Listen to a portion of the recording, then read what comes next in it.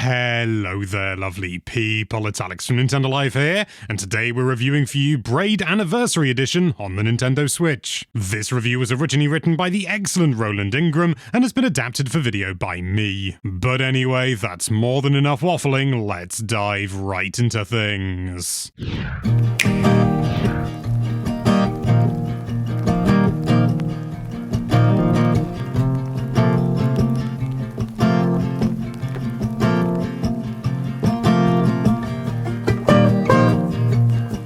What is time? Does the future come into existence, become the present, then vanish into the past? Or are all times equally real, only our perspective on them changing as we travel towards our destinies? And while we're on the subject, why is it taking so much time to get a Switch 2? Not to worry though, Braid Anniversary Edition with its tricksy temporal mechanics is another exceptional game to make the time just fly by. Originally released in 2008 and developed by then indie mogul Jonathan Blow, Braid was the poster child for the blossoming Xbox Live Arcade, the highly impactful online platform that provided a route to the console market for smaller developers. Alongside Steam on the PC side of the fence, where Braid also did gangbusters on launch in 2009, Xbox Live Arcade helped to democratize game publishing, and the two storefronts enabled Braid and Blow to rocket to fame. The 2008 Indie Game Yearbook includes several high-profile cultural touchstones like Madcap Night Party Castle Crashers, Athletic Leg Coordination Simulator QWOP, and Sticky Physics Challenge World of Goo. Looking back though, Braid still manages to stand out. So what was all the fuss about? Well, Braid is a side-scrolling puzzle platformer whose early elevator pitch was Mario with rewind. Sure enough, at the press of a button and without limitations, you can reverse time and undo any mistakes you might make. From that starting premise, just about every gameplay avenue is explored with a concoction of all manner of trippy puzzles. Alongside it all, the story interludes muse on the nature of time,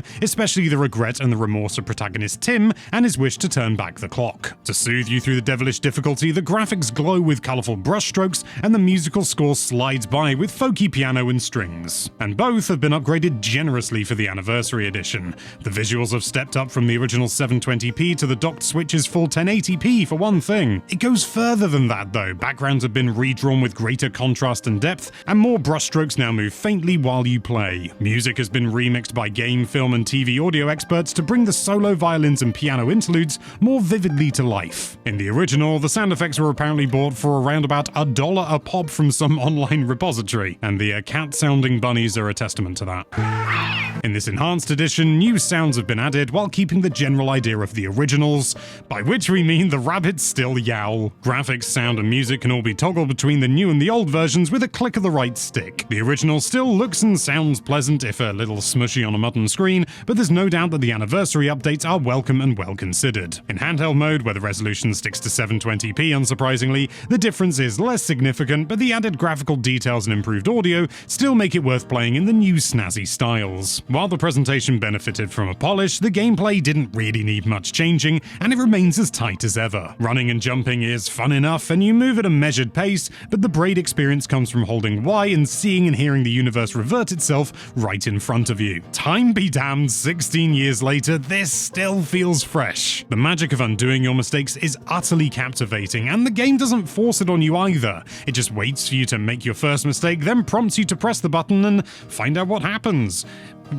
Everything goes backwards. Stepping away from the game, our brains were so attuned to the concept that we expected the real world to rewind at our convenience as well, but unfortunately we found ourselves staring at a spilt cup of tea without a Y button in sight. Puzzles are built variously around elements in the levels that don't rewind.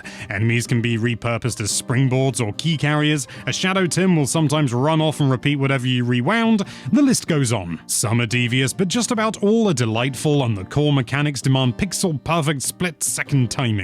Rapidly rewinding and tweaking tiny movements to fine-tune an action lets you feel like you're a superhuman player performing the outrageous feats of skill that you'd only see in AGDQ. They even acknowledge in the accompanying commentary track that it's like playing a tool-assisted speedrun, which we feel is rather apt. And speaking of that commentary track, this is new for the Anniversary Edition, and it's actually far from just a track. It's kind of a whole commentary suite, navigated in-game through a hub with doors labeled design, programming, visuals, sound and music, and playthrough. Each door leads to a set of other doors, and each of those leads to a playable section of the game, overlaid with conversation between Blow, artist David Hellman, and various gaming figures. In addition, there are monologues where Blow speaks alone as you play through different levels of the game. Each commentary item is triggered by an in-game icon icon that you must walk up to and activate, and doing so prompts a discussion about that specific point. The discussions are universally insightful, and it feels like an incredible luxury to have so much to listen to. But as if that wasn't enough, and this is where it steps up above and beyond your typical game commentary,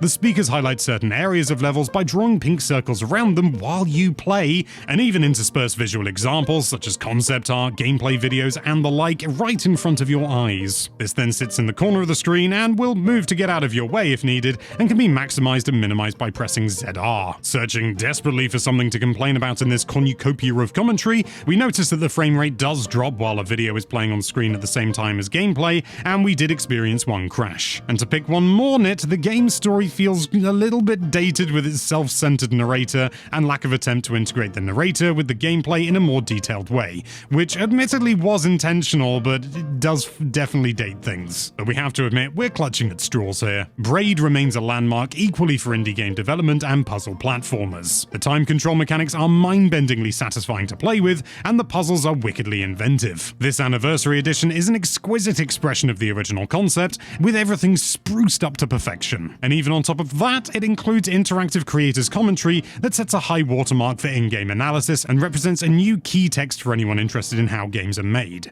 In short, this package is an all-timer. Braid Anniversary Edition, you're getting a 9 from us.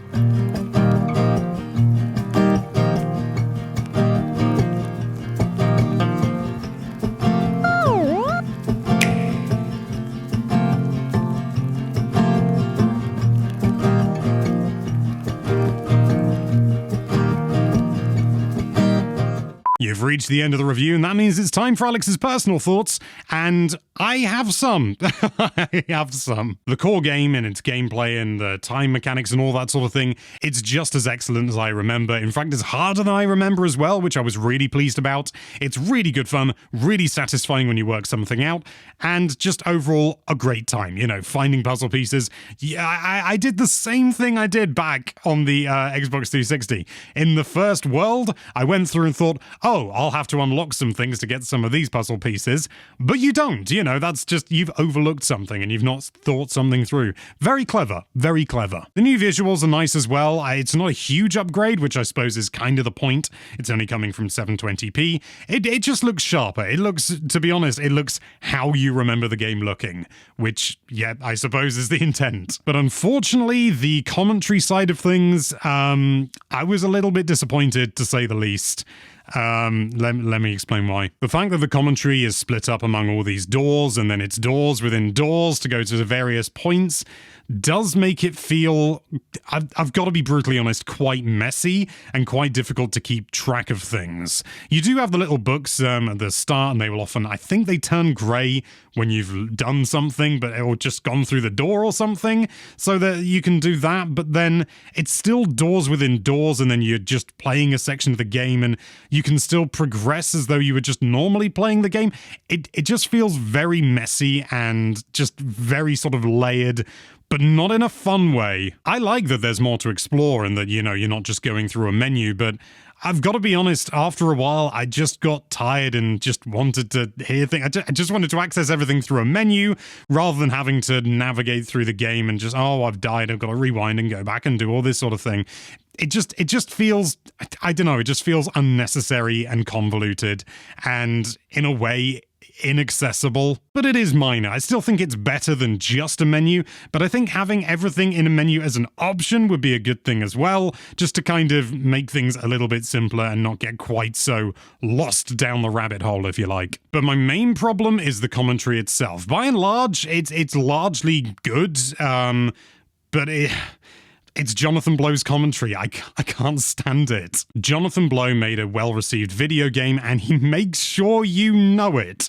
It is, I've got to be honest, it is just unlistenable for me, to be brutally honest. I understand and fully accept that he knows what he's talking about, and he is an authority when it comes to programming and games and stuff like that. I mean, he made Braid, so, you know, fair enough. But he really needs to come down from his pedestal a bit, I feel.